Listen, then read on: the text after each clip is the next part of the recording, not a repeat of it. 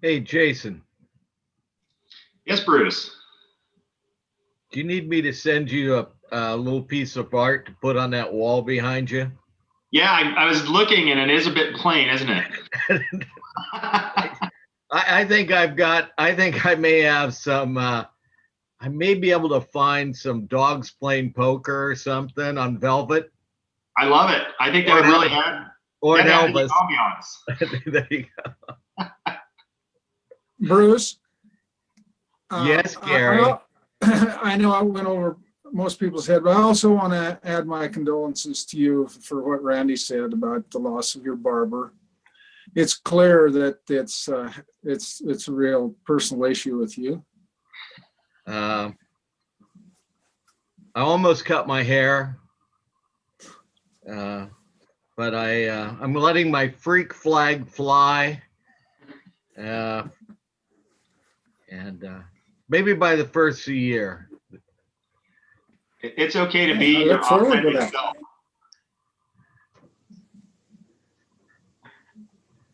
I'm looking forward to braids, Bruce. Bruce and braids.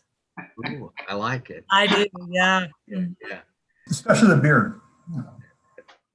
Hey, Bruce, you're helping us to show our respect for diversity and inclusion. So we appreciate you Wow. demonstrating that. Wow. That's wow. Okay.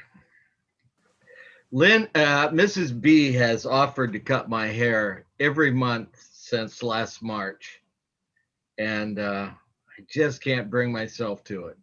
Yeah. Oh, don't cut it, Bruce. I think it's cute. That's what I was looking for, Gary. Don't weaken. Don't weaken.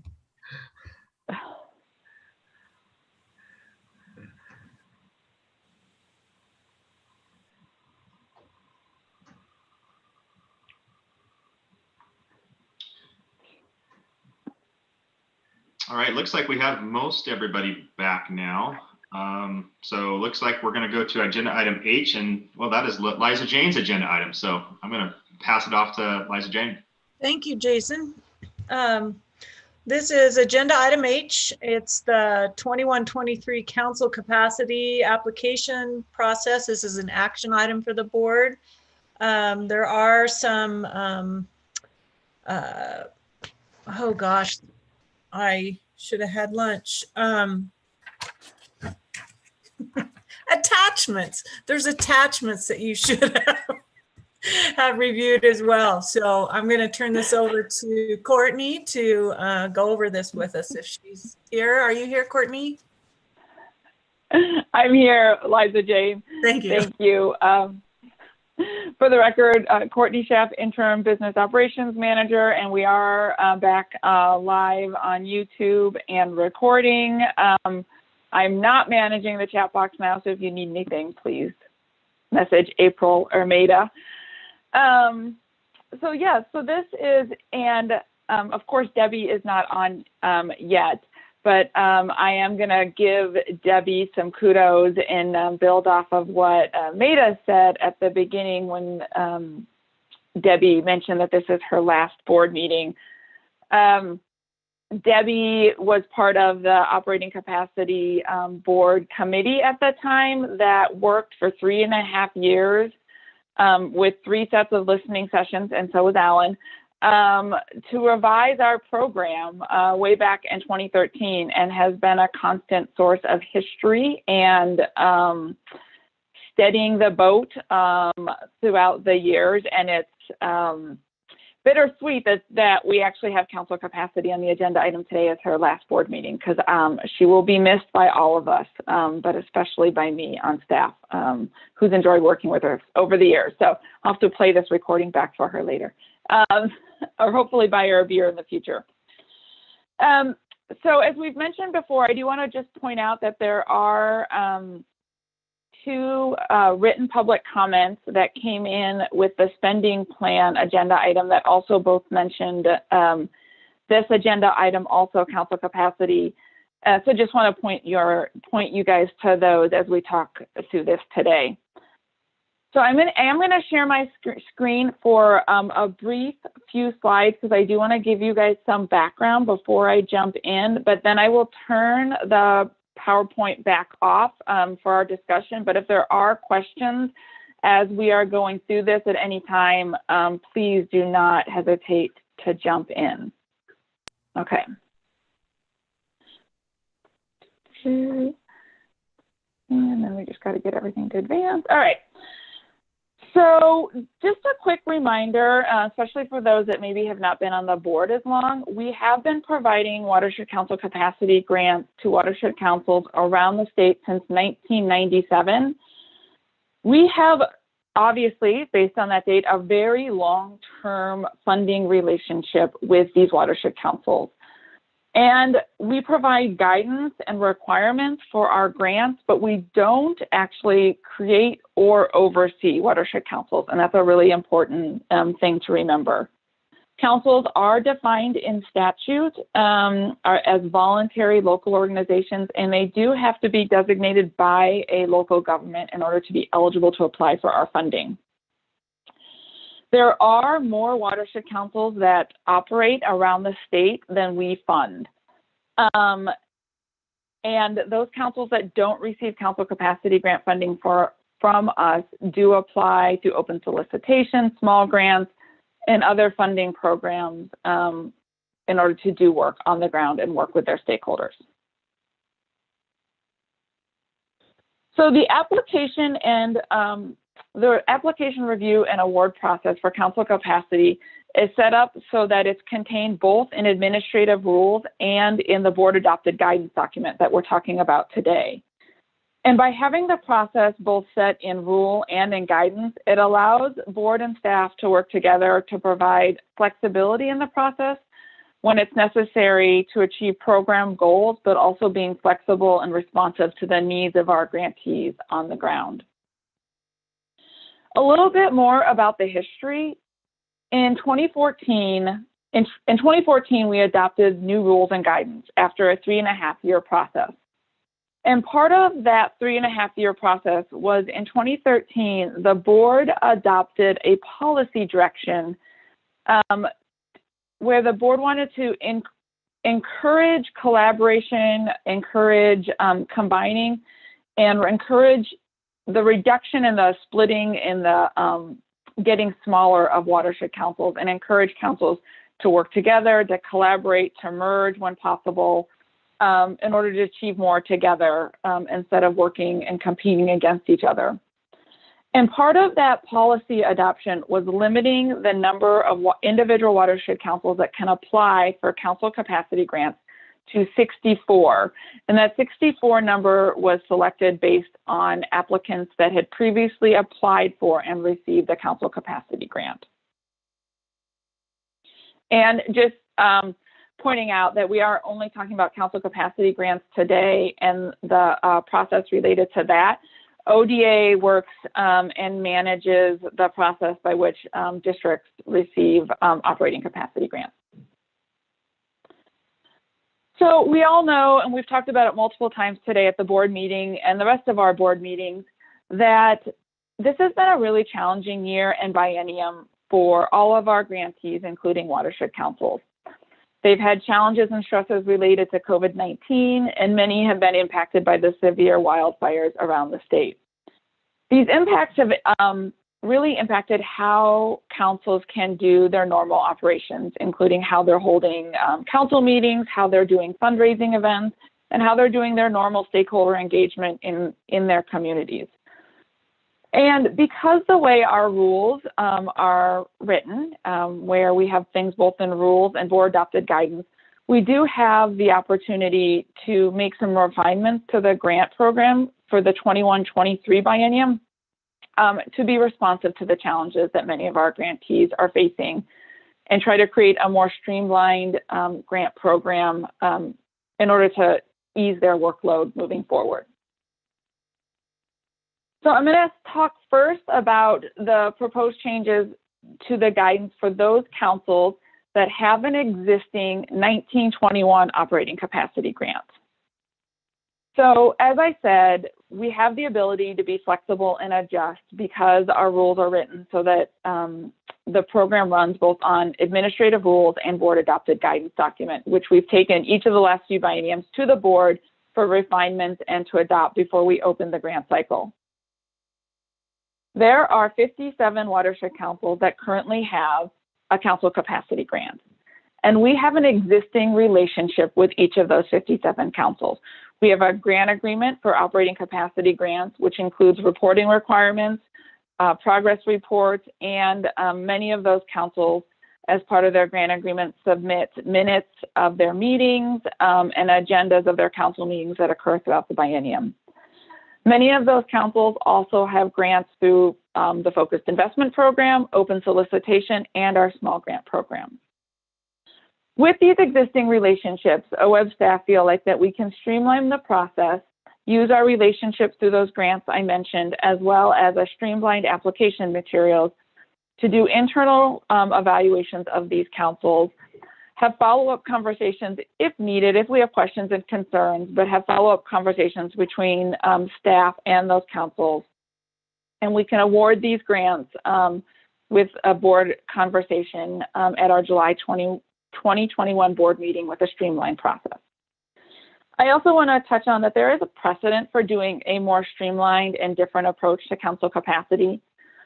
Before we adopted the new rules and guidance for council capacity grants, for the 13-15 biennium, we did actually roll over grants from 11-13 to councils in 13-15 and did not run a council capacity grant cycle for that biennium.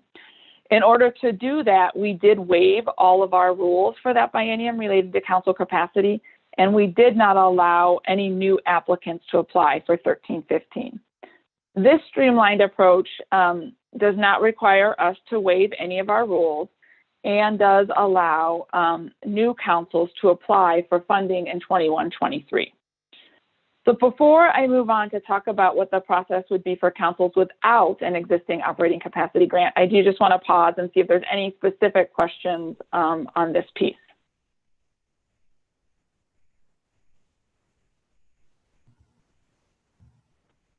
Jamie? Yeah, just a question on process. Everything you've said makes sense, and I have tremendous confidence in staff's relationships and staff's ability to engage in these conversations. The question I have is, if someone is not happy with the result, there will be some kind of there'll be a request for some kind of appeal process or a follow-up. And what does that part of the process look like, or is that something that we'd end up seeing? I just anticipate, if folks aren't all happy, that we might see that. So what is that going to look like? Thank you for raising that, because that's something I should have touched on. What we are proposing is that for all of our watershed councils that have an existing 1921 operating capacity grant, what we would ask the board to do is to award them all full funding at the same funding level. We would not propose that any of them would be a do not fund. We have existing relationships with these councils. We don't have any serious concerns with performance related to any of these, so I feel like I can make this recommendation in full confidence. And so for the ones with an existing grant, they would be recommended for funding at full funding level. So we don't anticipate any of them would have a problem with that recommendation.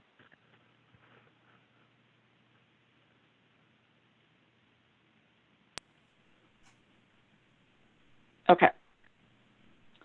Paul, so then, Alan has a question, Courtney. Okay. Courtney, my question was in line with Jamie's question, but I also wanted to know that in the board book, you've got some language that says we will do this for watershed councils that have operating grants right now, and we will do this. Is that the type of language we're going to see in the guidance or in the rules? And if so, do we want to commit ourselves to that? Do we want to say we will likely do this or we may do this? Do you see what I'm getting at? You're getting at what our language is proposing is that we will, that staff will recommend them all at the same funding level. And the nuance is that you are suggesting that we might want to say may recommend them for the full funding level. Am I understanding your question correctly? Right, but it's leading up to that. We may do this review process, so it doesn't, the streamlined review process for these particular ones rather than we will do it. In principle, I agree with the direction you're going in with this whole process, but I'm wondering if we want to make sure that we don't block ourselves in by saying we will do it, especially if we have an outlier or two that, are right on the fringe. Mm-hmm. Maida, did you want to jump in? I'm going to go ahead, Courtney, and I might jump in after. I think I know Alan's question, but go ahead first, and then I'll jump in. Okay. After.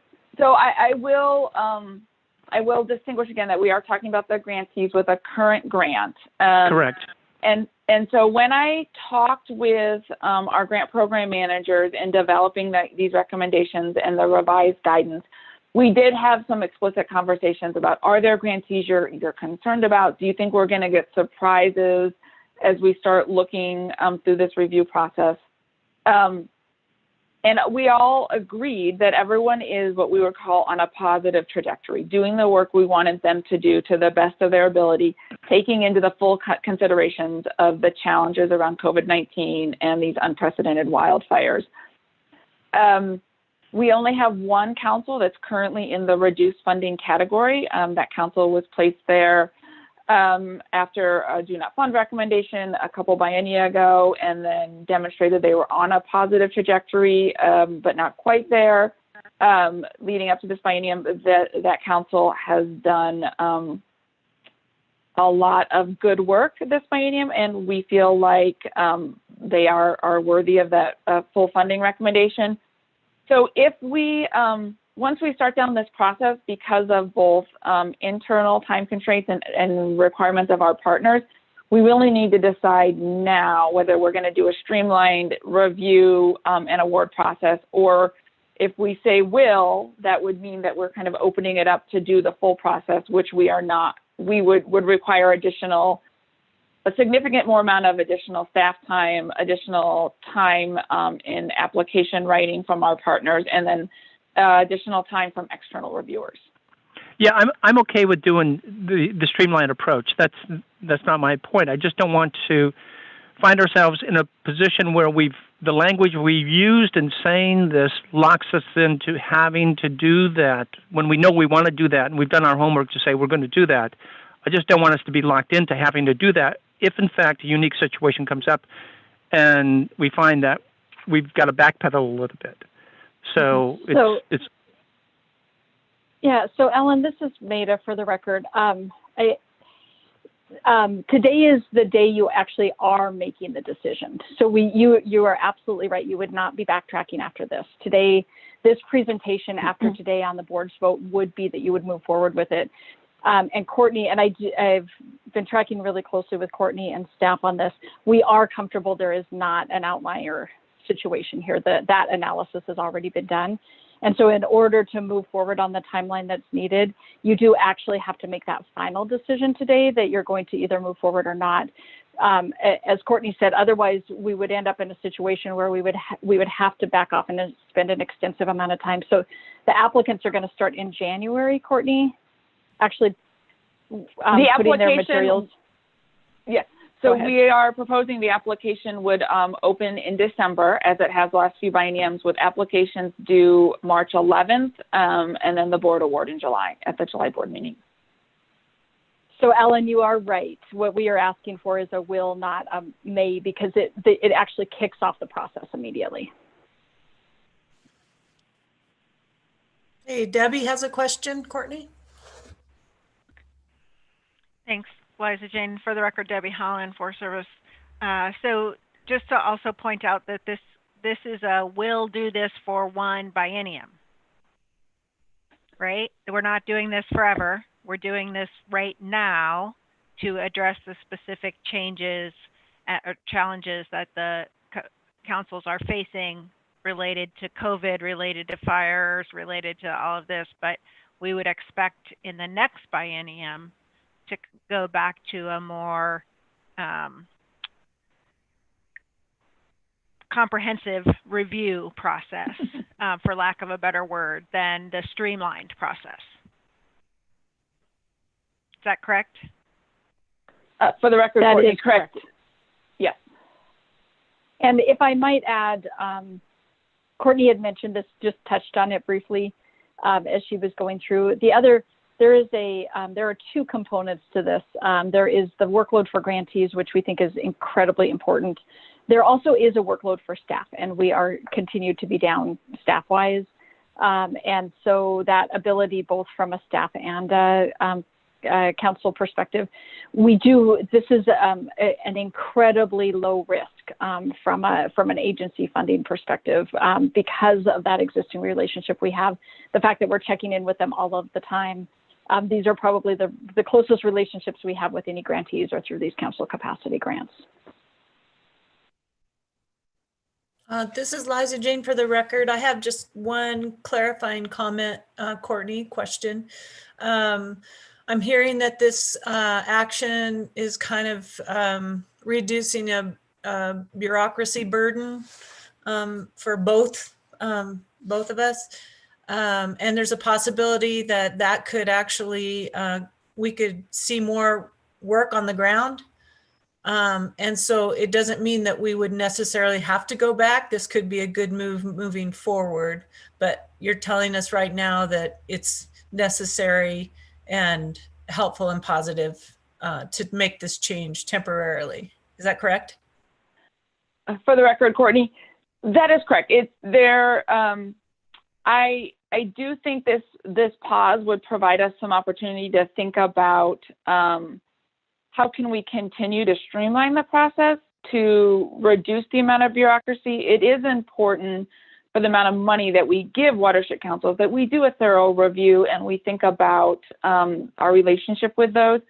But at the same time, we did purposely build the program with enough flexibility so that we can make adjustments when we feel like it serves our grantees and our needs to make those program adjustments. So I think we continue to look at ways to streamline the process, but it is still important to have an application review process for these grants once a biennium. Great. Meg has a question.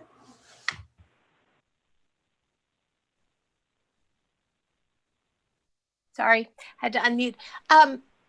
Courtney, I have a couple questions. One is the proposal is that for councils with whom we have an existing grant, that they would be funded at the amount that they are currently funded.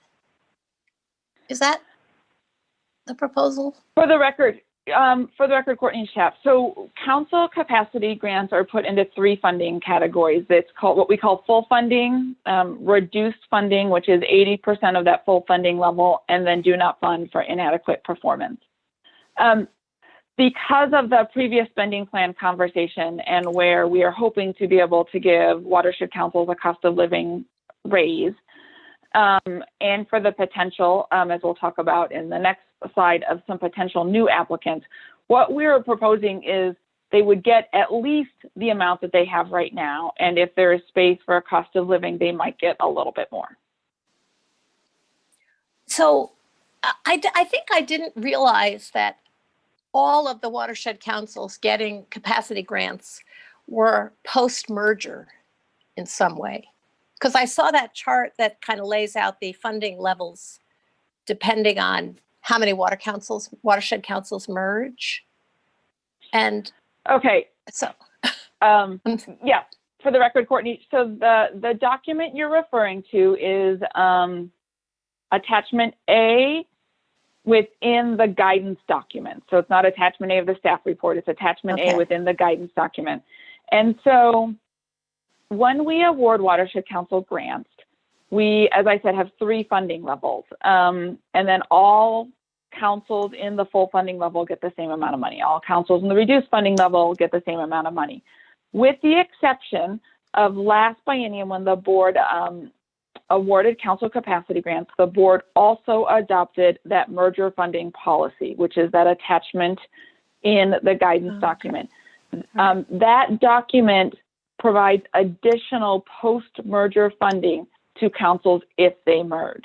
Okay. To date, we only have one complete merger, which is the merger of the 4 watershed councils in the Rogue Basin. But there are other councils that are having merger conversations, and so I can point to that policy document and say, if you merge, this is the type of additional funding you are eligible for. Okay. So there are fixed amounts, regardless of whether you are a watershed council that has merged. Fixed amounts, gradations maybe of fixed amounts year over year. So I'm gonna encourage you to move your eyes, Meg, from that document and take yourself up mentally another elevation.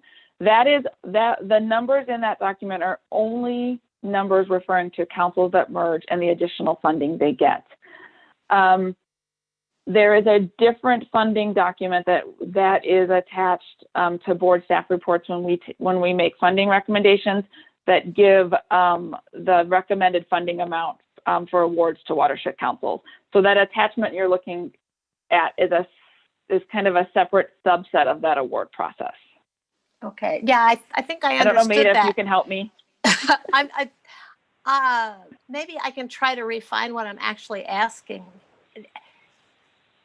I'm just wondering, is there some kind of standardized amounts within this category of grant? That's what I'm trying to get to. Yeah.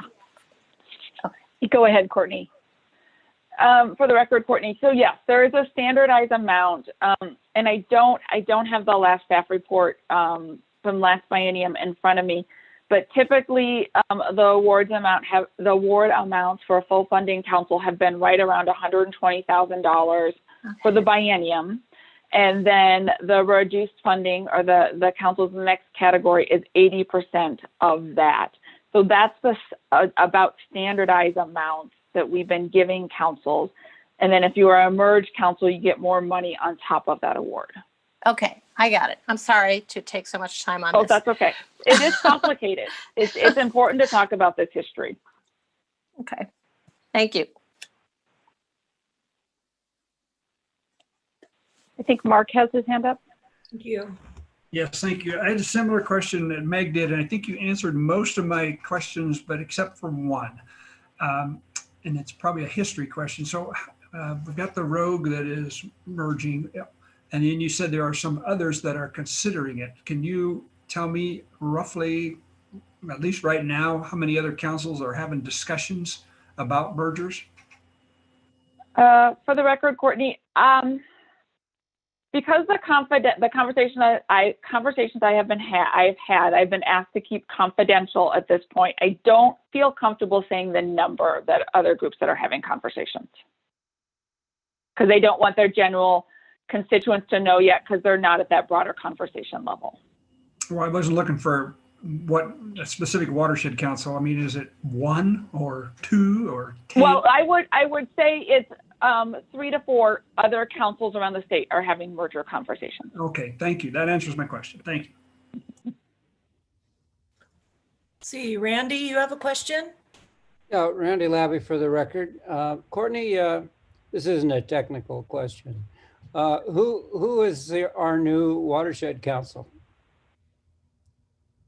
Oh, if you will hold that, Randy, for the next slide, I will talk about that when we get to the new applicant slide here in just another couple minutes. Okay. And Debbie, do you have a question? Yeah, I was just going to tie back into the conversation with Meg and around the history piece and kind of the standardized amounts and where we were in 2012, 2013, 2014 when we went to this new process and what was happening across the councils. And Courtney started to kind of tell this story, but that little bit of history, so we had funded as many as 64, and we were seeing a number of councils dividing themselves. So they were getting smaller and smaller. in terms of their individual geographies, and still wanting the same and maybe even needing the same capacity to support. And what that meant was everybody went down, right? So we were on a trajectory where, you know, we were going to be at 65, 66, 67 councils. And every time you add a council and you give them, you know, ballpark $100,000, well, now you're taking, you know, money away from everybody else. And pretty soon we were on this very negative cycle where they were not going to be sustainable where they were, right, as a whole. And so that's why this whole process of limiting the number of councils and then putting in place the review process to ensure the councils that we were funding were operating professionally and in a manner to support the dollar amounts that we were providing. So just a little more history there to kind of fill in some of the gaps for folks. Thanks, Debbie. Any other questions at this point? All right, Courtney.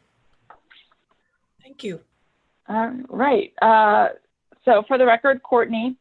So that brings us to the watershed councils that do not have currently have an operating capacity grant. So there are 3 watershed councils that would be eligible to apply that don't currently have an operating capacity grant. One of those is the Tillamook Bay Watershed Council, which the board, staff recommended. The board did a do not fund decision last biennium. The second is the Rickreall Glen Gibson, also received a do not fund recommendation for this biennium. The third council is the Valley of the Rogue Watershed Council. Several years ago, Seven Basins Watershed Council dissolved. That council is located in the Rogue Basin, was located in the Rogue Basin. And the Valley of the Rogue Watershed Council then evolved and is located within the same geography of the previous Seven Basins Watershed Council. Valley of the Rogue Watershed Council has received local government recognition from Jackson County. And I have been in conversation with them, and they are aware of the eligibility criteria, merit criteria, and the upcoming application deadline. So those are the 3 potential applicants for 21-23. So what we are proposing is essentially what I would call our standardized process for these 3 watershed councils. Because the board has, at some point in time, made a decision about do not fund or doesn't have any funding relationship with one of these councils, staff does feel like it's really important for these councils to go through the full application, internal and external OWEB review process. The one change to this process is we did add a required consultation that would happen between December and January.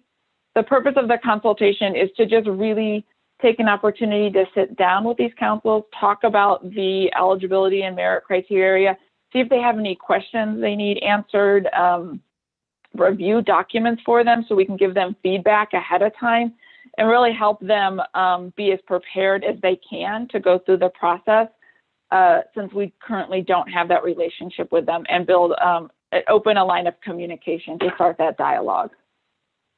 We do believe that this is a feasible staff, grantee, and stakeholder workload.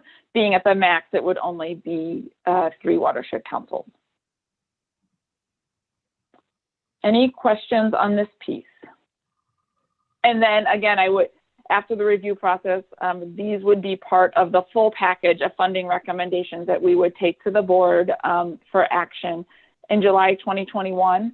And the action on these potential 3 applicants would be different because they could be recommended for full funding, they could be recommended for reduced funding, or they could be recommended as a do not fund, depending on how that review process goes. Because again, we don't have a lot of grants with these watershed councils. Okay, thank you, Courtney. Bruce has a question.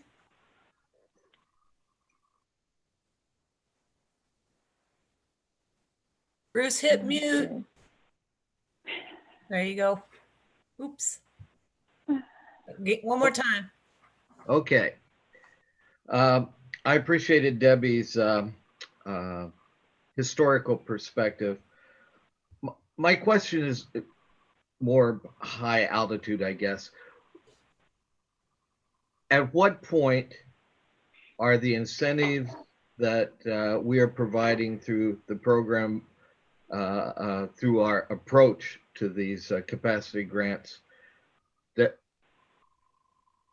I guess I'm asking, do we run the risk of seeing larger and larger mergers to the point down the road where we're going to, we've made it so attractive to merge that we have fewer and fewer watersheds? Is that our objective?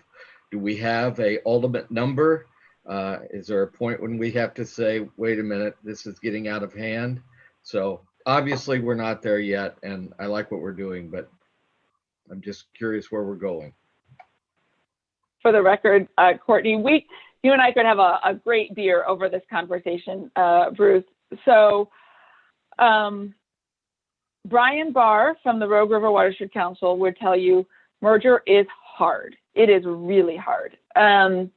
When we adopted that policy direction, the board adopted that policy direction, we also have been really purposeful in saying it's not OWEB's place to go forth and tell drive mergers and say you and you should merge or you and you should do this. It's very, very locally driven. It has to be the right time and place and partners.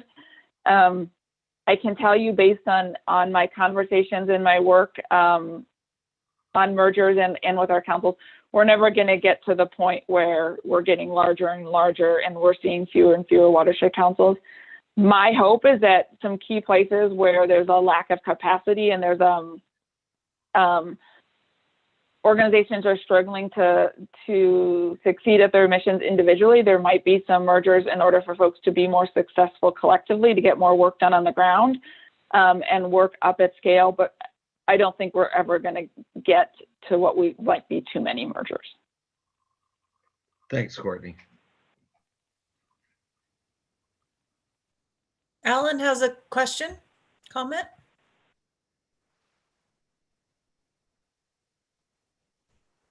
Alan, you're on mute, Alan.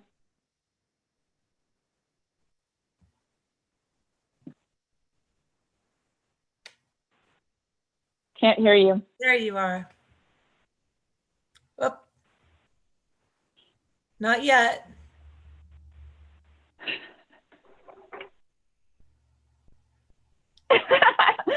Sign language. Do you want to type it out to me in the chat box and I can read it? There's your phone. Hey, Alan, when I came back from break, I had to connect my phone up so that you might be in that spot. Can you hear me now? Yes. Yeah. Okay. Sorry about that. I was just going to add a little bit to what Courtney was saying. There are a lot of watershed councils or watershed councils out there that function very well as individual watershed councils, and there's not a likelihood that they will merge, but you never know down the road. So I think Courtney's right on when she says that we'll never get to the point where we've got so many mergers that it dilutes the little watershed councils or the single watershed councils. I think there's, in the process of merging or building collaboratives, we really did over time recognize the importance of single watersheds. And granted, there are some single watersheds that shouldn't be because they're not as functional, and those are the ones that would be great for merging, but there are ones, like I said, out there that are very successful, will continue to be successful on their own and do good work, and they will probably stay that way for a long period of time. So we'll have a mix of mergers and non-mergers as far as I can see anyways. Thank you.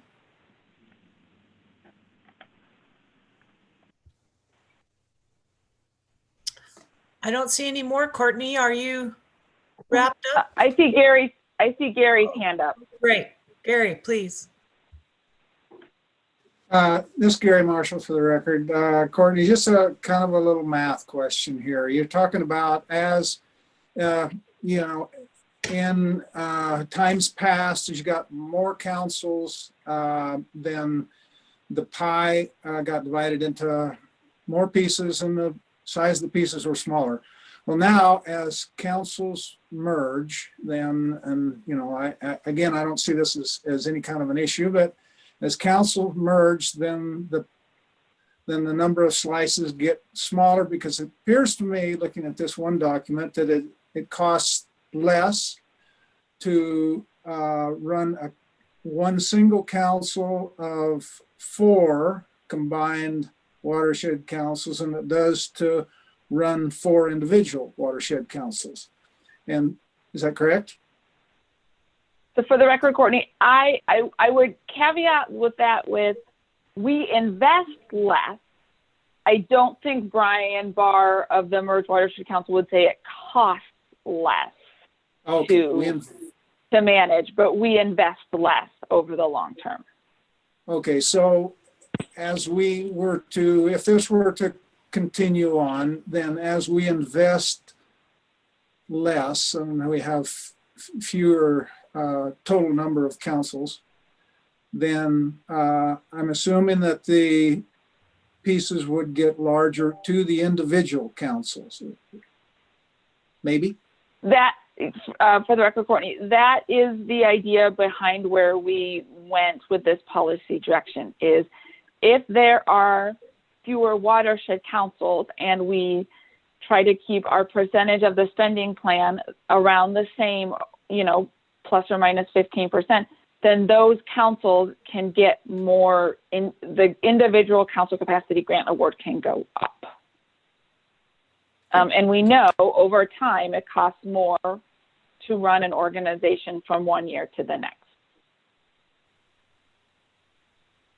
Thanks, Courtney. Okay, Randy. Yeah, Randy Labby, Public at Large. Courtney, I don't want to say anything politically incorrect, but you know, it's been, when I first came on the board, we celebrated the merger in the Rogue Basin, and in the subsequent years, I can't remember another one. There's been some rumblings, and you've been incredibly patient and encouraging to that discussion among watershed councils. One of my sons worked for the Washington Department of Fish and Wildlife and the Oregon Department of Fish and Wildlife. And he made the observation, which of course was very off the, you know, not researched carefully, but he felt that the Washington councils, being larger, were more efficient. And I'm wondering if that is the case, if anybody dares make an opinion on that, and but also wondering if the staff regularly reviews the incentives for mergers, and is there any way to ratchet those up and in any way? For the record, Courtney, I would say, Randy, that the Washington and Oregon model are very different. And I can tell you, Washington looks over the fence at Oregon and says, oh, we really like your approach to council capacity. And, you know, we at times look over the fence at Washington and it's like, that's an interesting approach from council capacity. What can we learn from that? I don't think any approach is better than the other. They achieve different outcomes. And in here in Oregon, it's really meeting community needs, and the councils are required to be representative of their communities. We have built eligibility criteria over time that holds them to a certain, not similar to nonprofit standards. it looks different in Washington. So I don't know if one side is better than the other. They're different and they are achieving different outcomes differently. Related to the mergers, I think that when the board adopted the merger policy document, I think that's a huge step in the right direction to start encouraging mergers. And the people I've had conversations with are incentivized by the board adopting that policy direction. However, mergers are really hard. The literature, facilitators, folks that have gotten through mergers say how hard it is, and it has to be the right people at the right time in the right space, ready to do the hard work to move forward. And I'm a really big fan of mergers because I really think the Rogue River Watershed Council is achieving so much more now than it could previously. But it's been a long, hard battle to get there, and it's just not something we're ever going to be able to push and to be successful. Okay, thanks. Are there any other questions or comments? I appreciate the engagement by the board here. Okay, I don't see any. Courtney, any more for us? No. That's all I have. Ready for a motion. Okay, we're ready for a motion. The chair would entertain a motion. Liza Jane, Jason Robinson for the record. I'll make a motion. I move the board approve the changes to the 2021-2023 Council Capacity Grant Program and guidance documents as described in attachments A through C of the December 2020 staff report. Thank you. Jason's made a motion. Do I have a second? I'll second. I'll second. Gary, I got you. Is there any discussion on this motion?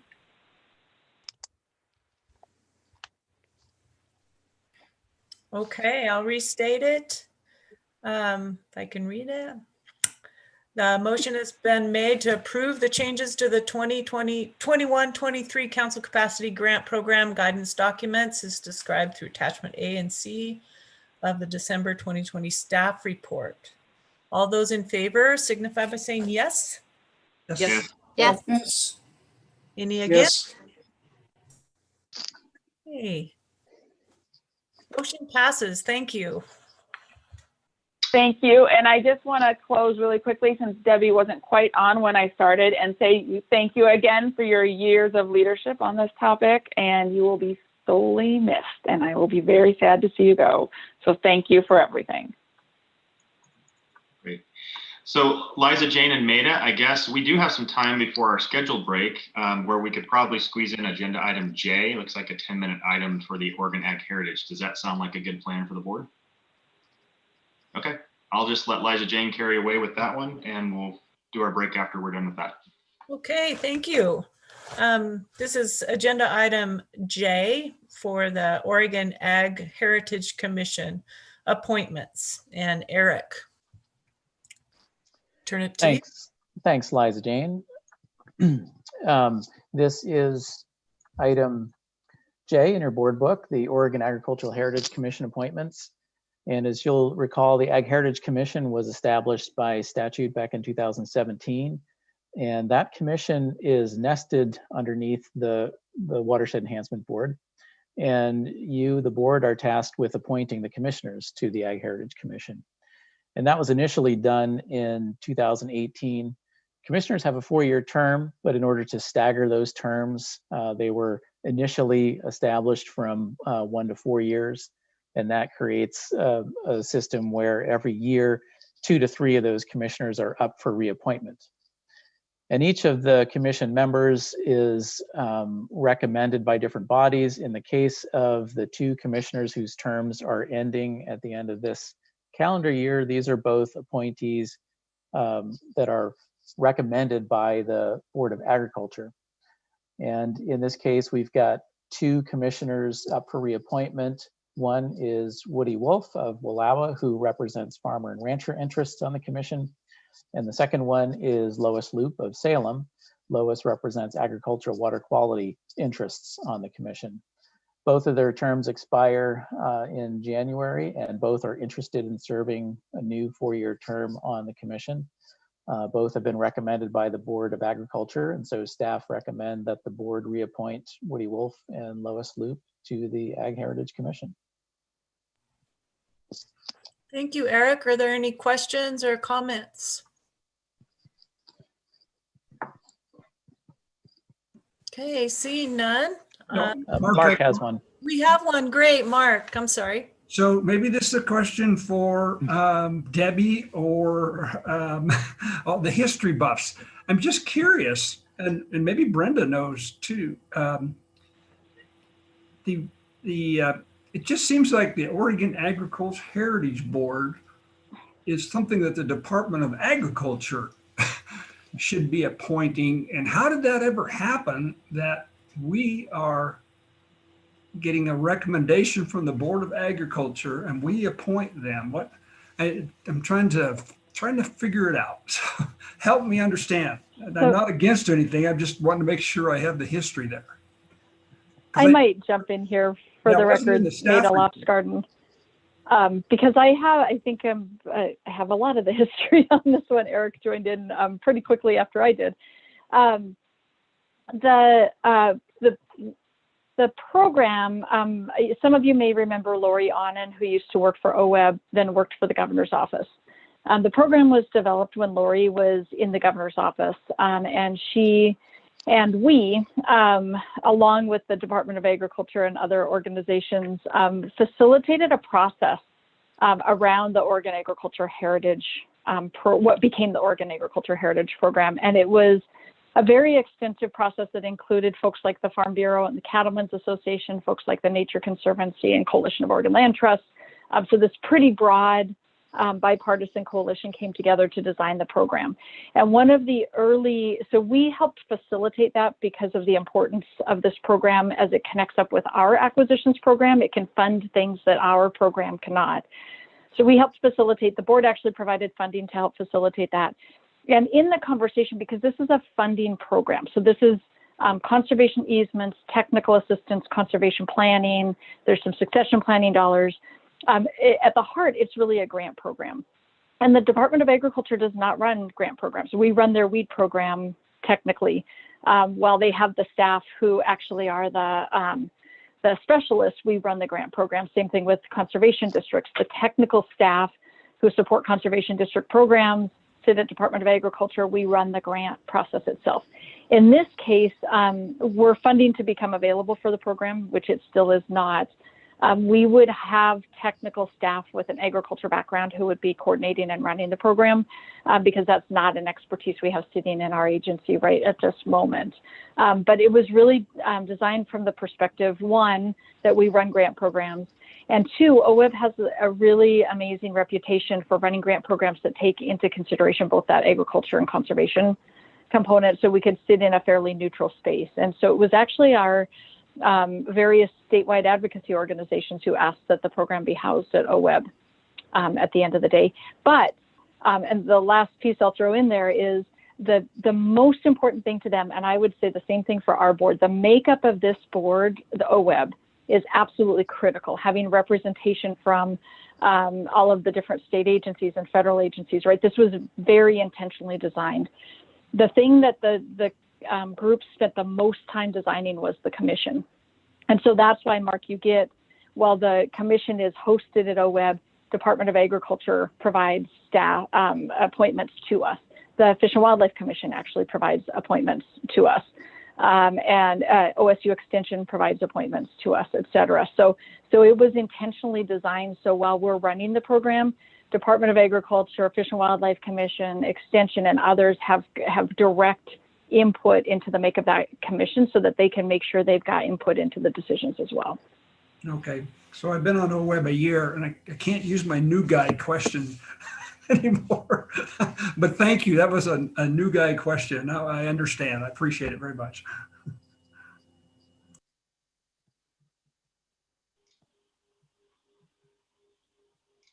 Thank you, Mark. I think new guy questions, new gal questions are always good, even for old gals to hear that again. So appreciate it, Maida.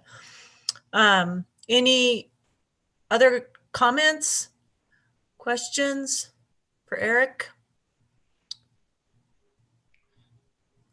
Okay, hearing none, I would, the chair would entertain a motion. Jane, this is Jason again. I'll make the motion to reappoint Woody Wolf and Lois Loop to the Oregon Agricultural Heritage Commission as recommended by the Board of Agriculture for 4-year terms ending January of 2025. Second that motion. And Jamie seconded. Okay, is there any further discussion? The motion's been made as read. All those in favor signify by saying aye. Aye. Aye. Any opposed? Alan, did you have a comment that I missed there? No, I don't have a comment on that, but I do have a question after the vote. Okay.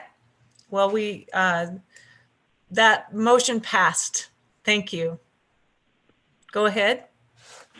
My question is to Eric. Eric, do you have a sense of when there's going to be another attempt to get funding to support the commission for implementing projects?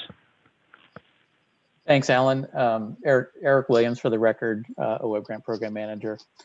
There is a line item in the governor's request budget under other funds for $5 million to fund the program, which means that those other funds would have to be solicited and found. And right now there is no identified source of those funds, but the request budget does include that placeholder so that if some source of funds can be found, they could be administered by the program.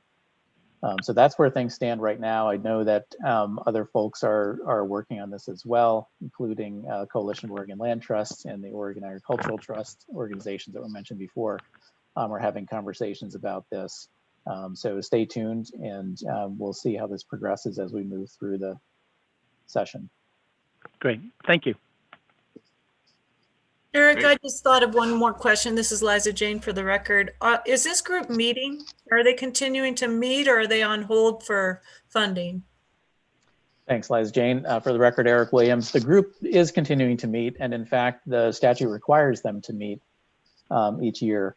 And so we have been keeping that going, focusing since we've completed all of the rule adoptions for the programs. We've been focusing on various funding strategies and issues associated with that. So the meetings have not taken very much time because we haven't had an awful lot to talk to, but we have continued and we'll plan to continue to do so moving forward. Great. All right. Well, we have come to our afternoon break. We're a little bit early. We've done a great job getting on time today. So let's go ahead and take a 10-minute break. Get back here at 1:30, which leads us off for our last agenda item K.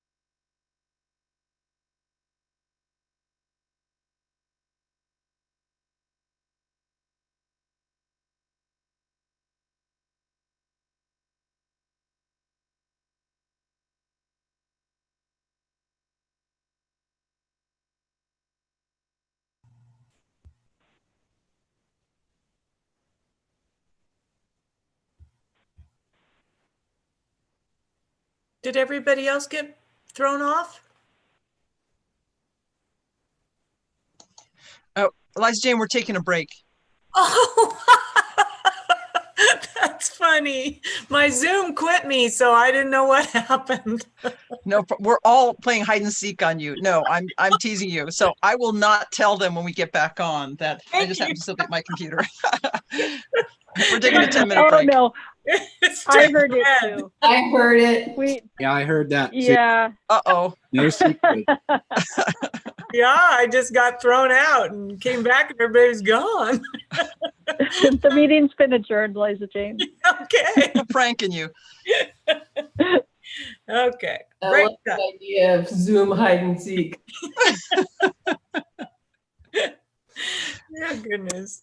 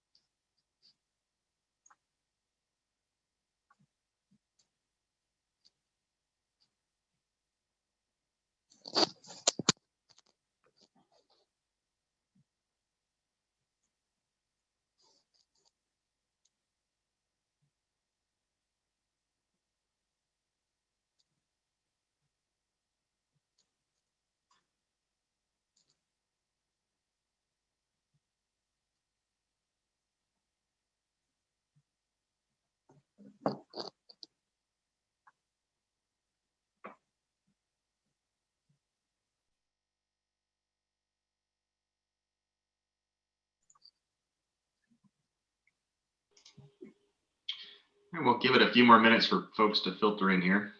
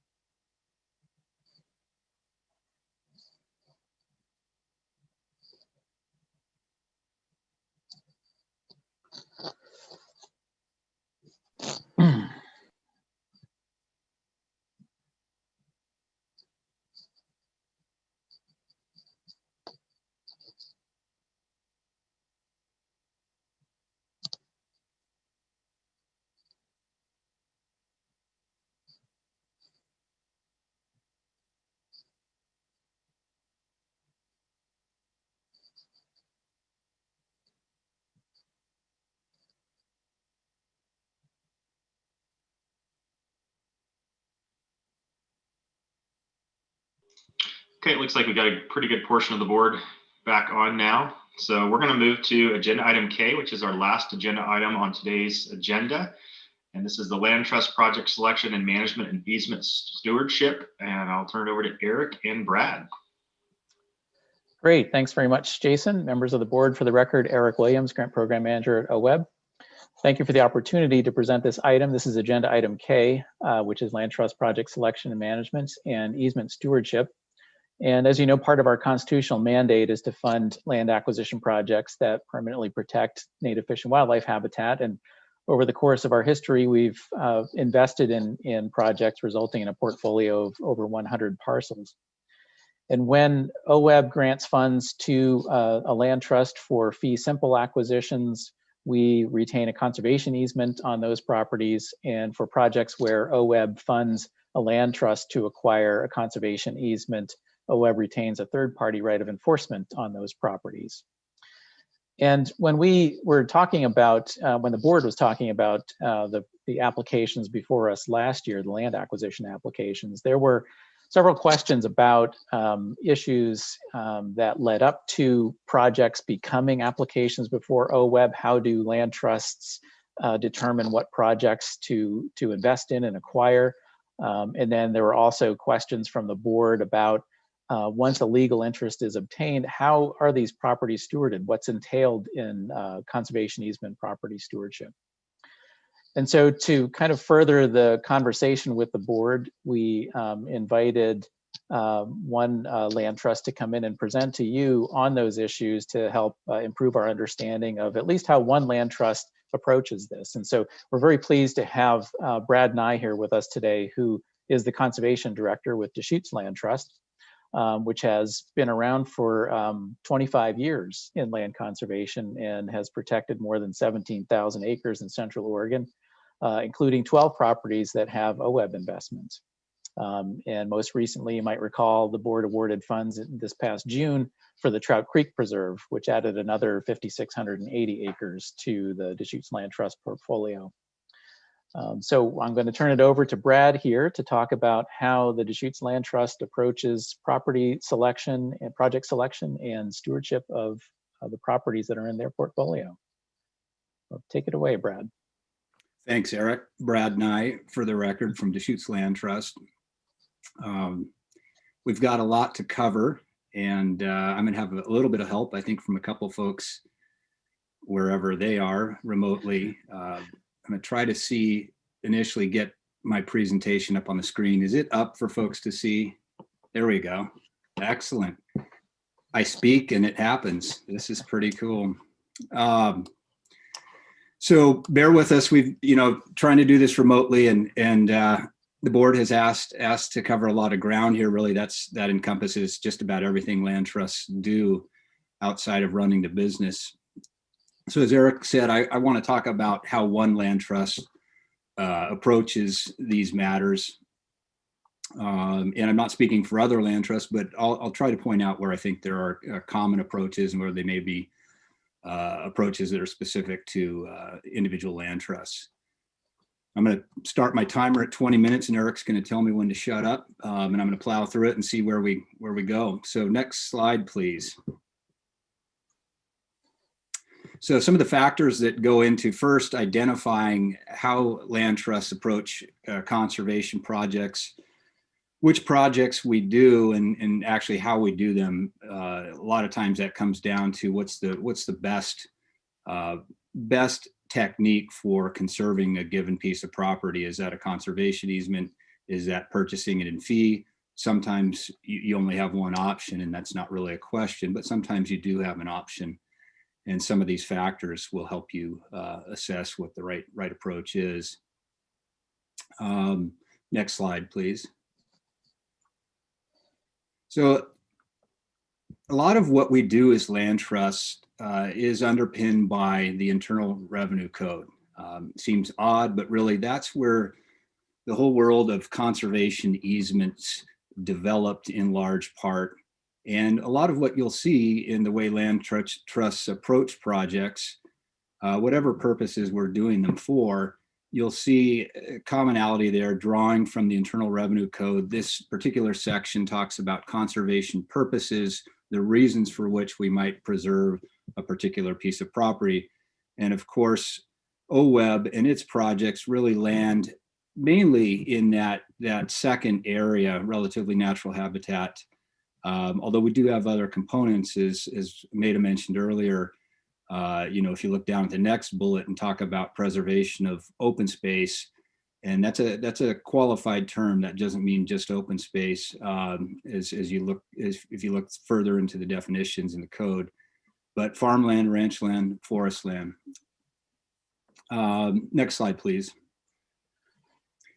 The land trust community is very fortunate, I think, as nonprofits go, to have an umbrella group out there, the Land Trust Alliance, that really provides industry standards really for approaching conservation projects. And they do this throughout the work that land trusts do. We're talking right now about evaluating and selecting conservation projects. So there's a standard there. And for land trusts that are accredited through the Land Trust Alliance Accreditation Commission, these standards are something we adhere to, and we're actually audited on whether we adhere to them. And for land trusts that aren't accredited or they're working toward that, these provide a framework for approaching conservation, in particular this area we're talking about, how you set up your strategies and what you want to accomplish as a conservation group.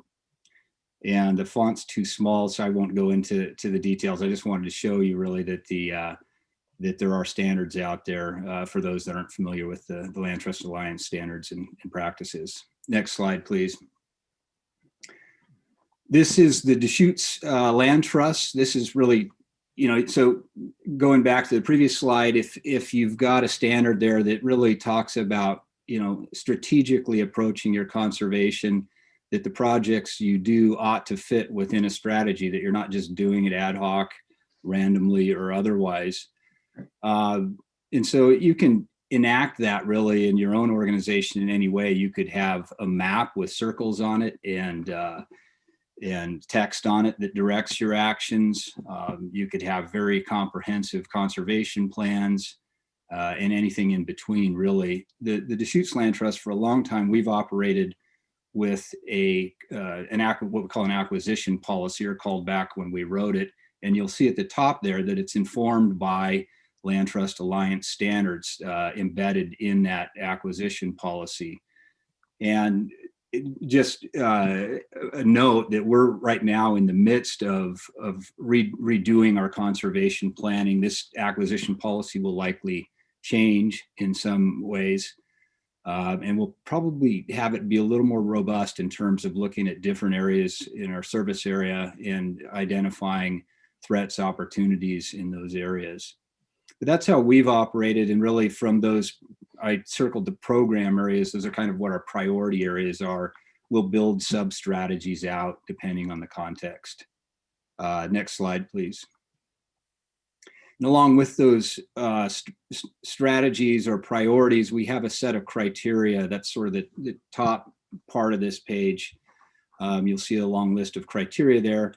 It kind of mixes ecological and feasibility criteria, and some of those criteria come directly from the tax code. As I said, that's going to influence a lot of what land trusts do, particularly when you're doing, say, a conservation easement that has a tax deduction component to it. You will be adhering to the Internal Revenue Code standards, as will the landowner, in terms of appraising that conservation easement and justifying the tax deduction. The bottom piece of that is important. We'll talk more about that later, but you have to ensure that you're not just taking on properties with no way to manage them, really, without the wherewithal to manage them. And different land trusts approach that in different ways, and we're evolving how we approach that right now. Next slide, please. So just an example of how the land trust has approached one area strategically. This is on Waichus Creek.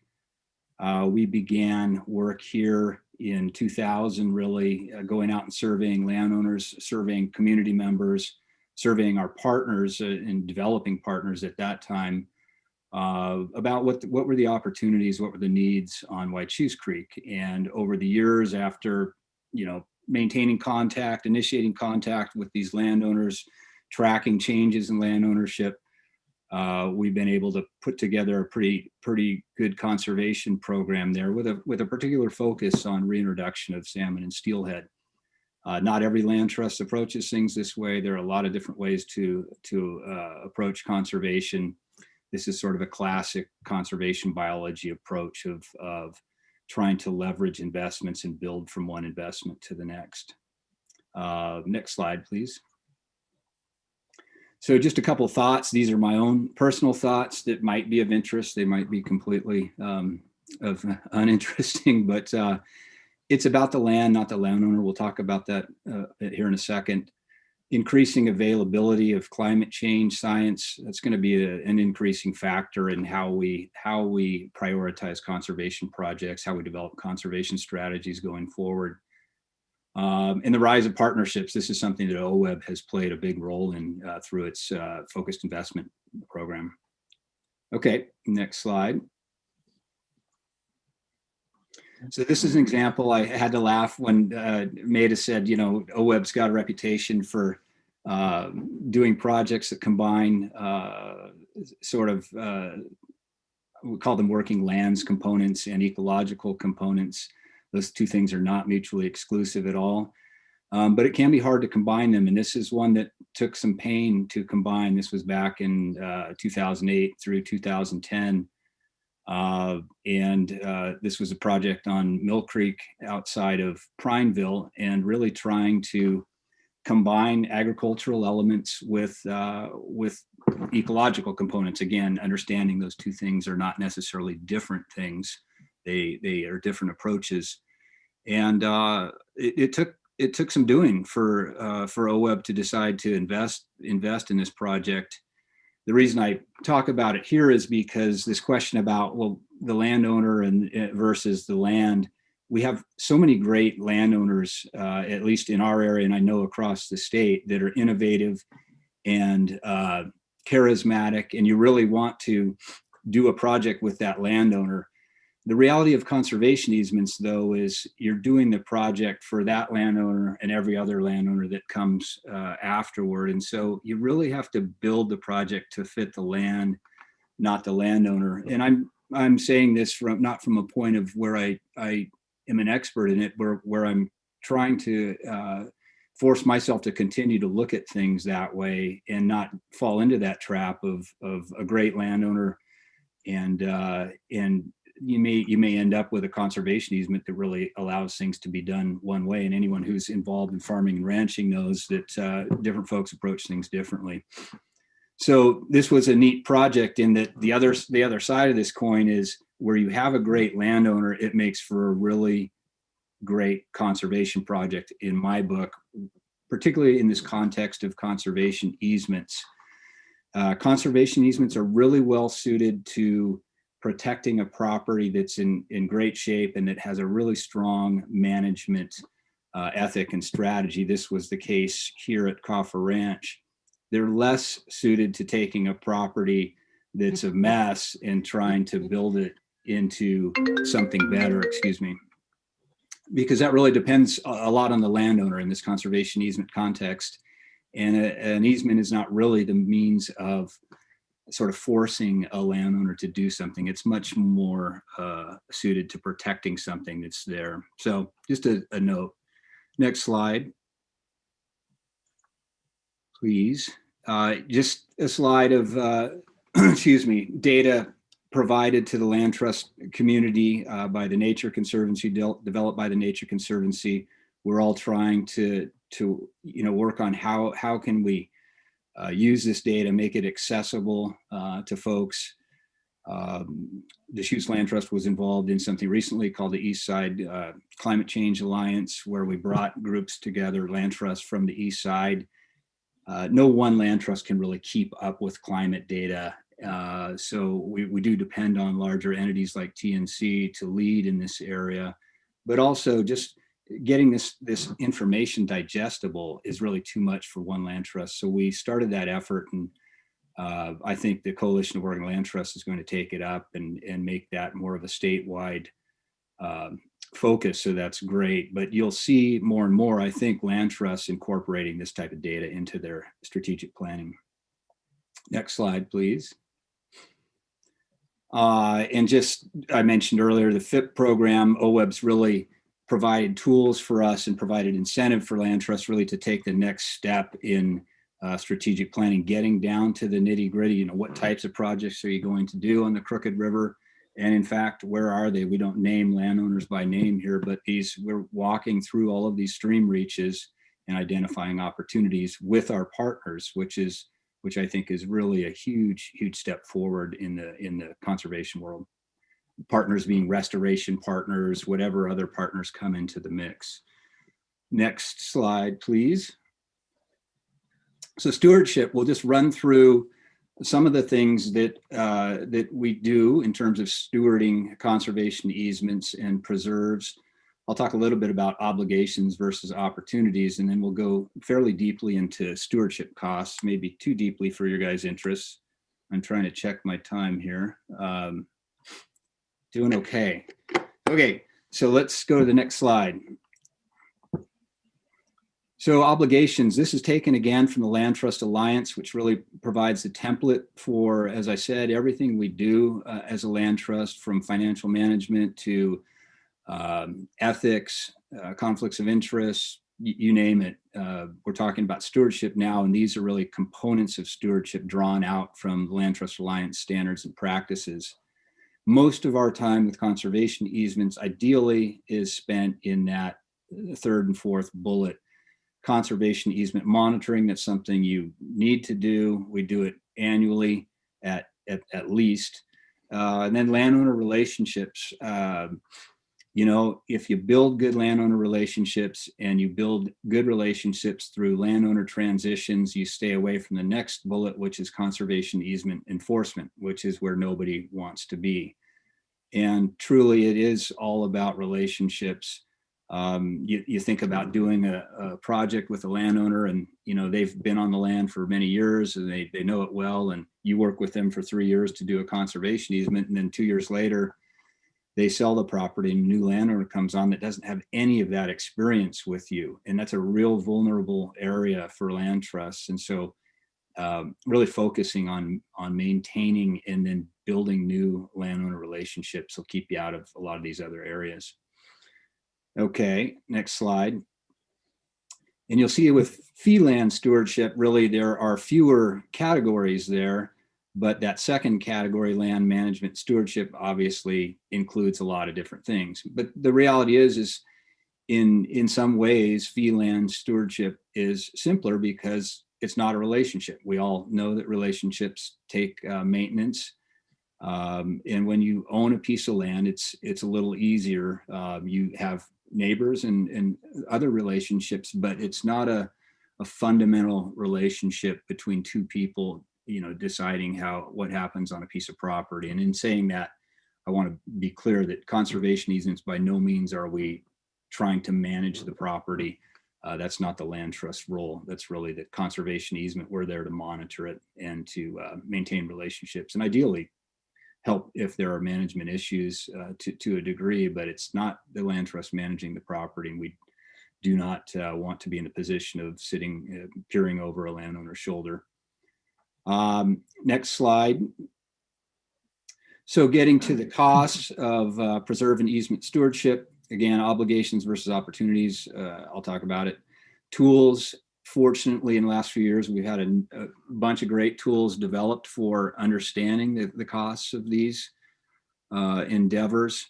I'll walk you through an example of one of our preserves and an example of one of our conservation easements.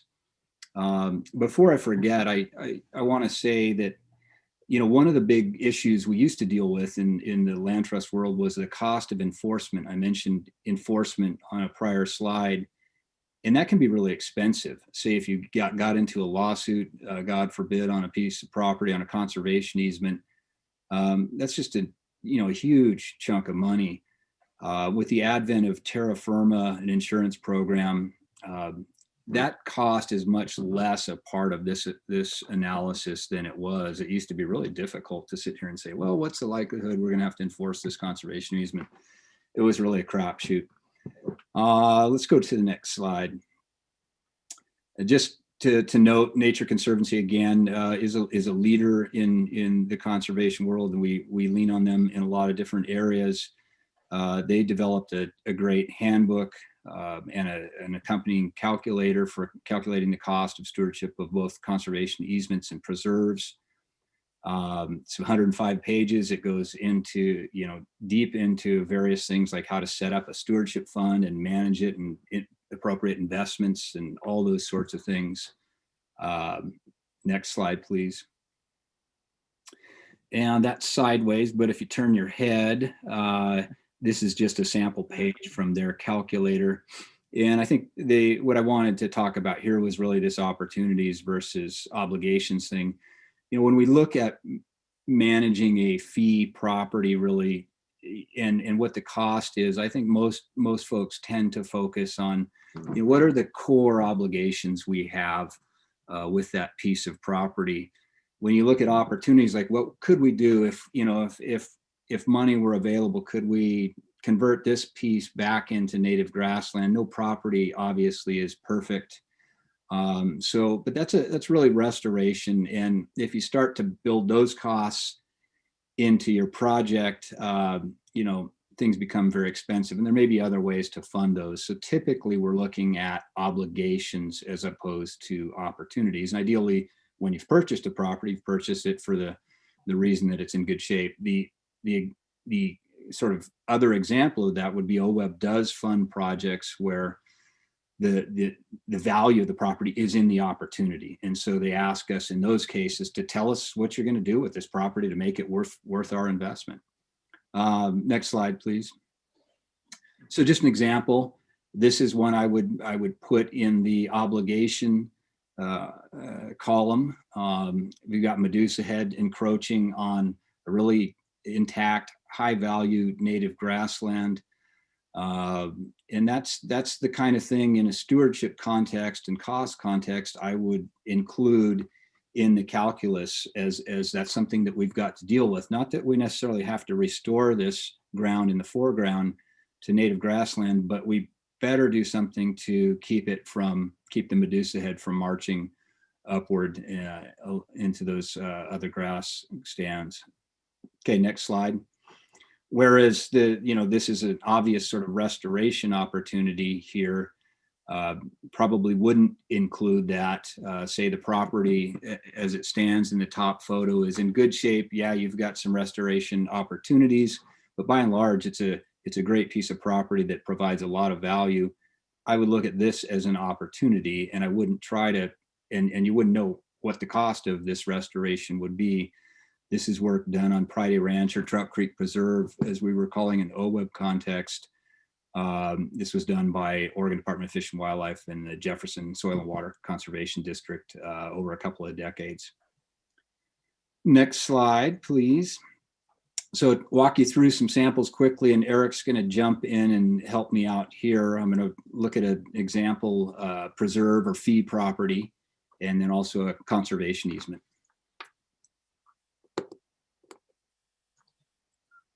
In 8 seconds. Okay, so I'm going to try to, and there goes my timer, increase the screen size so I can see it's a little better. But basically, this is the way the Deschutes Land Trust, you know, there are calculators out there. This is something we developed a number of years ago for our own purposes. And it really breaks things down into 3 categories. Thanks, Eric. That's great. The thing, you know, the annual stewardship, that is the core responsibilities the land trust has year to year. Okay. And that depends, you know, what you're doing out there. This property, we were looking at, you know, potentially a lot of public use, that type of thing. And there are many, many choices when you start estimating stewardship costs, and these are going to be individual to each land trust. Some folks might not include, say, staff time in this calculus, or restoration costs, and some other things that are built into this particular example. The reason we developed this one in large part was because this periodic activity notion. That is, there are some things you're going to be doing on a property. The classic example to me is thinning. Let's say thinning of juniper, or thinning of ponderosa pine stands. You don't have to do that every year. And if you put aside enough money to, if you estimated that cost on an annual basis, your stewardship fund would be through the roof and completely unreasonable, unrealistic, I should say.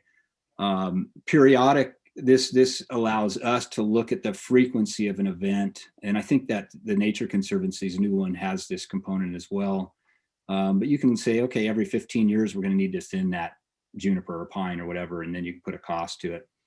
We have a third category we call preserve establishment. And that's really, what do you need to do in the first couple years of ownership to get that property up and running, to deal. And OWEB's corollary would be, somebody help me out. There's a cost that we, well, it'll come to me. But basically getting the place in shape, you know, setting the management tone, dealing with any obvious and urgent issues. And that's really a little bit different funding. I wouldn't really consider that classic stewardship funding. A lot of times we're doing that through grants or other means, whatever it might be, but it's something we look at when we're doing projects. Next slide. So this is, and if you scroll down just a bit, Eric, yeah, so this is, I think,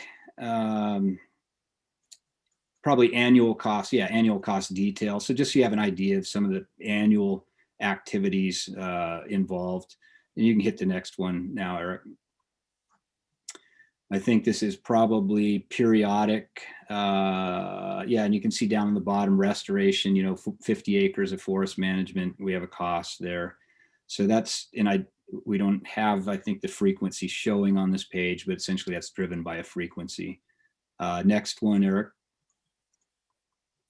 And this is preserve establishment. As I said, what are those immediate things you need to do? In this particular case, this is a project done a number of years ago, but we actually had some big needs up front. We had to move power lines, which was a very expensive proposition.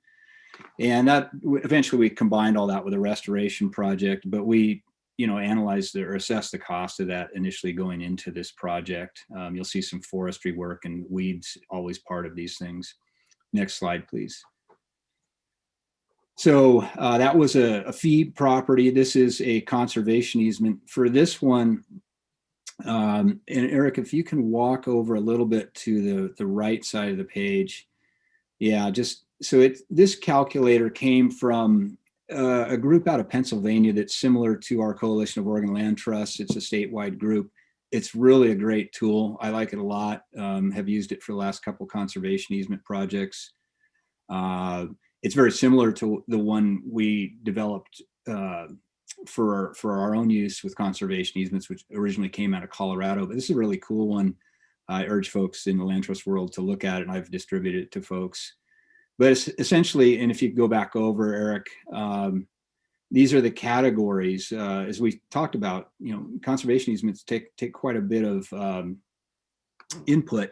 So your travel to get there, what is that? Your general monitoring, your annual monitoring, remote sensing. It's an area we're looking more and more at, is how do we use satellite imagery, change detection technology, other things, drones you could call it too, to monitor these and lessen the sort of the staffing cost of that.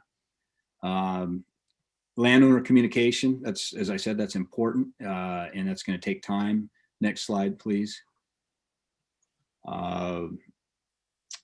Reserved rights and approvals. Conservation easements often have these characterized as, okay, I reserve the right to build an additional house. Where does that go? And so that really entails some land trust work to get through that and make sure we're complying with the easement. We can go to the next slide. It's really just intended to give you folks an idea of the scope of what's out there. Legal expenses, as I mentioned, with insurance, that's much less, as are the next two categories, these violations, much less an issue now. And I think what I've gotten here really are the staff time associated with that. As I said, if you're involved in the terra firma insurance program, the actual legal costs, costs for attorneys and that sort of thing is covered by that program. So this used to be a big piece of what we'd look at for conservation easements. Now it's much smaller. I think next slide, if there is one more. That was it. Okay, so next slide is questions, which is in the other slide, and we don't have to go there. So I got close, a couple minutes over, but love to answer any questions folks have. Great, and thanks, Brad, for that. I know this has been part of a long-going conversation with board members, so I think this information has been very useful. So any questions for Brad? Bruce. Thank you, Brad. That was helpful, very informative. I have a question on, it may have been your third or fourth slide. It was the one that dealt with your acquisition targets. And the last category that you had, and I couldn't write fast enough, had to do with working lands, ranches, etc. It's the one area that seems to raise the most concern that I get feedback on, is the approach towards the potentially taking working lands out of production. Certain organizations have just a blanket opposition to that sort of thing, Farm Bureau being one. How do you take those acquisitions of working lands, ranches into consideration? And do you see opposition to that type of investment in the same way that we get feedback? Next question, please. No, so that was really, that piece is really about conservation easements. And it is, aside from the political piece of that, it is a difficult area for a land trust. We have not fully developed what we want to do with working, that working lands piece. It's been important to us in the past, to board members in the past. And we basically, as I said earlier, we've developed some sub strategies for that. Like on the Upper Crooked River, we're really looking at a series of conservation easements where there's really no role for the land trust owning property up there that I can see at all at this point. And so that really is a conservation easement specific priority. Your question, though, we do absolutely. We did with Trout Creek Preserve or Prairie Ranch. There is always, when you are purchasing land of the type that we want to protect in Central Eastern Oregon, you're necessarily going to be crossing over into that productive landscape. And It's never going to, I think, satisfy everyone. But the way I look at it, we're not out. Certainly, we're aware of and sensitive to that issue. And you know, what we're trying to do is protect the most ecologically valuable lands. In a lot of cases, those are going to, I look at it as sort of a two scales. You know, you have the value as agricultural land, you have the value as ecological land. And I think where we have done those projects, the value of the agricultural piece, and it's hard to say that on a given property or to a given landowner. It's not, I don't mean to be insensitive to that, but basically looking for those highest value ecological things and approaching them where the agricultural value is lower.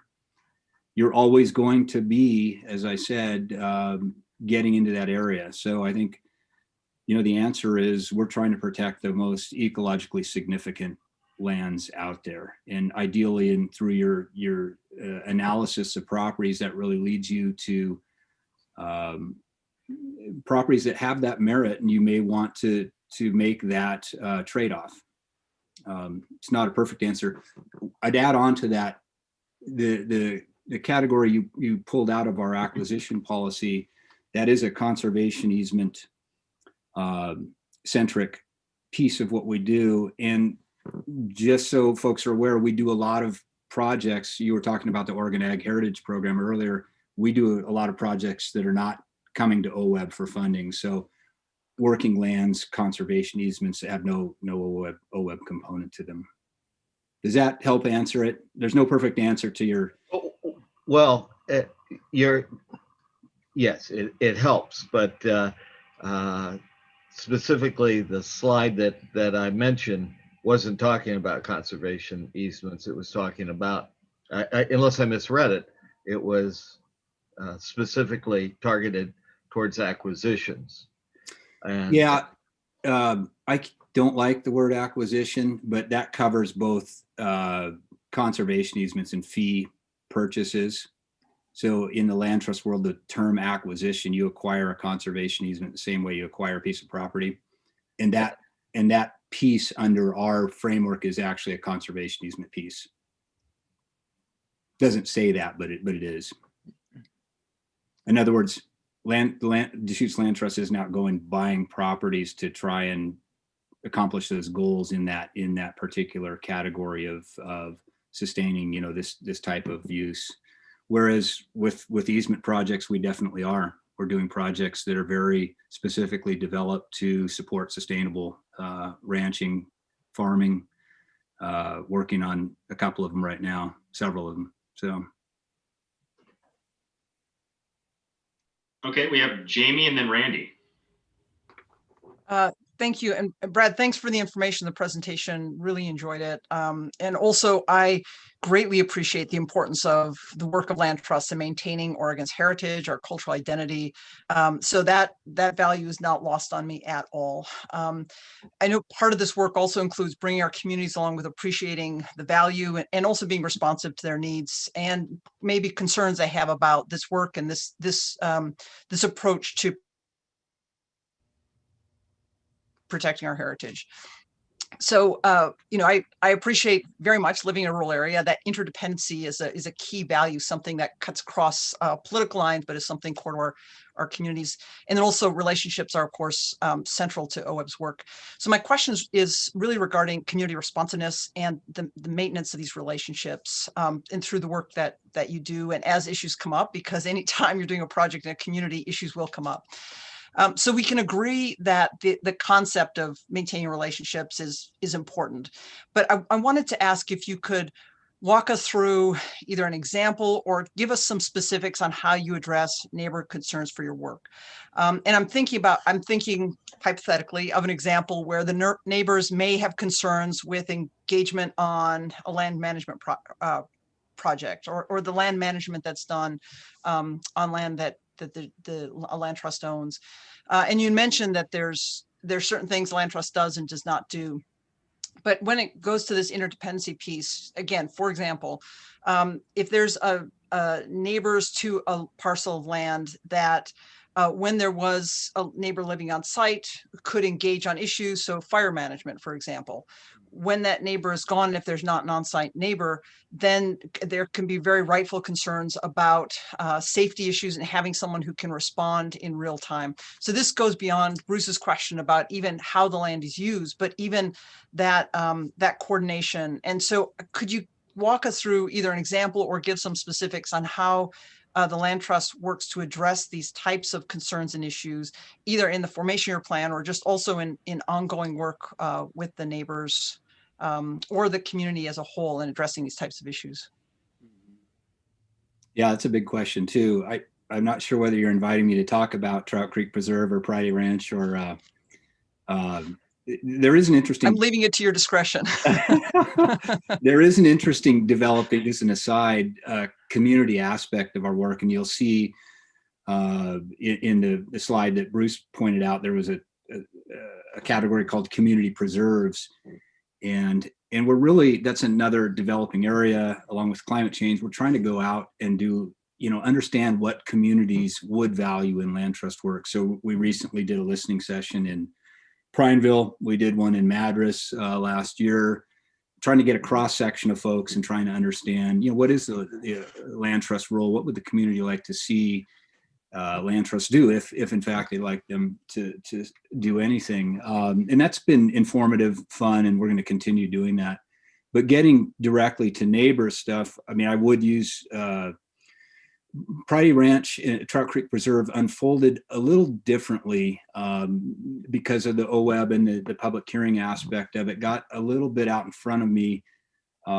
Typically, when we're doing projects, we're out talking to all of the neighbors beforehand. It used to be I'd write a letter. Letters aren't really a thing anymore. But we try to, on GIS, get a swath of the neighborhood and really invite folks to come in and talk to us, tell them what we're doing, hold public meetings, that type of thing. With Trout Creek Preserve, Prairie Ranch, as you sort of alluded to, there are real issues with that property in terms of you need to work with your neighbors, whether it's managing trespass cattle, whether it's managing trespass humans, whether it's managing wildfire, the last one being particularly important to folks. And so that was our first priority going into that. And I think I've distributed some of those materials, but we built essentially a fire plan, a fire map, distributed combinations to all our gates, to neighbors. And we joined the local fire protection association. We had our stewardship folks participate in a prescribed burn on another property in the area. So just trying to, and we are looking for someone, and we'll have someone on that property that has capacity similar to what existed there previously in terms of fire prevention and just fire awareness and firefighting, really. So I think, it'll take time, but it's building those relationships. I don't have a sort of a stock answer for you, but I can tell you it's important to us. And I think we've done a good job so far. We have had trespass cattle issues on there that we've resolved just fine, and folks access the property as they need to, and as they have in the past. Learning about it from the existing landowner is a good way to go. But yeah, getting out in the community, and I fumbled a little bit on that with the Trout Creek Preserve, but I think we're catching up. Does that get it in your question?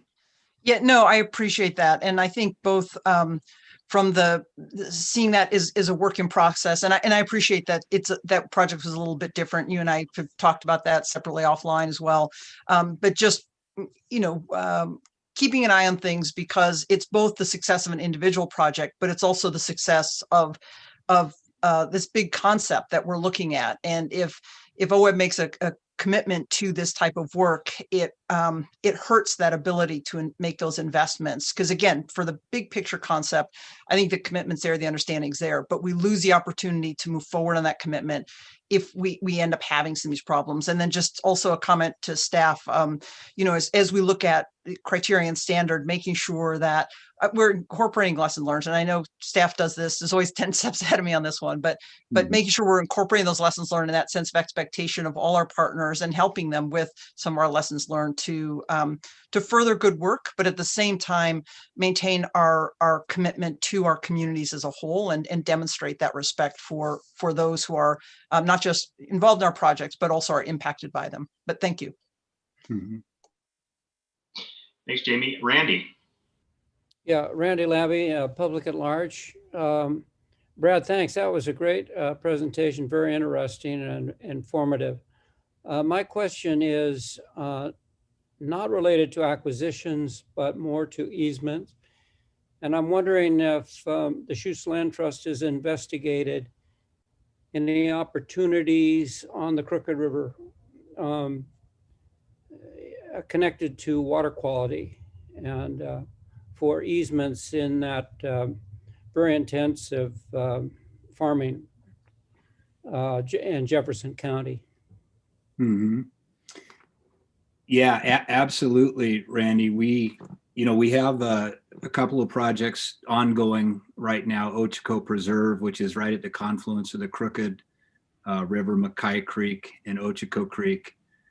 We've got a 50% restoration design there and going to restore wetlands in those streams. And we're hoping that provides an example for some, projects downstream in the lower Prineville Valley, doing those same sorts of activities, addressing some of the water quality issues. There are a lot of folks working on water quality now, thankfully, and you're probably aware of some of those efforts. It's become an increasing focus in the Crooked. I also mentioned I'm really excited about working in the upper Crooked River, just immediately above the Prineville Reservoir. I've got 3 or so projects in process right now up there that would be directed at those pieces. And there's a really exciting project I should talk to you about offline in the upper Crooked going on. I just got some information on and should pass on to you. But yeah, absolutely. It's something that is a partnership back in Deschutes partnership a number of years ago. We sort of punted on that one because none of us really had the specific expertise, the regulatory authority or whatever it might be to address that. But I think 2 of our partners are taking a much closer look at that right now and a bunch of others. So, and we would love to do land protection work, acquisition, as we call it, conservation easements that further those goals for sure. Thanks. That's really heartening. I might reach out to you to get more detail on those. You bet. Please do. All right. Do we have any other questions for Brad or Eric? Okay. Seeing none. Thanks again, Brad. Really appreciate the presentation. Great information. I see a lot of head nodding as well from our board. And thank you, Eric, as well. So that brings us to the end of the day. I want to turn it over to May to see if we have any housekeeping items to follow through with prior to our meeting tomorrow. At this point in time, I do not. I'm going to pause, though, to see if April or Courtney have something that I was supposed to say but neglected to. All right. So no, we will start again tomorrow morning promptly at 8 o'clock. We will open up the line as we did today at 7:30. So if you have a chance to grab a cup of coffee or tea and want to join a few minutes early, you're more than welcome to. And the formal meeting starts at 8. Great. Well, once again, thank you to everybody, our presenters, members of the public. Appreciate you being on today. So we'll go ahead and adjourn the meeting. Thank you very much. Thank you. Have a good Thanks. day. Thank you. Bye-bye.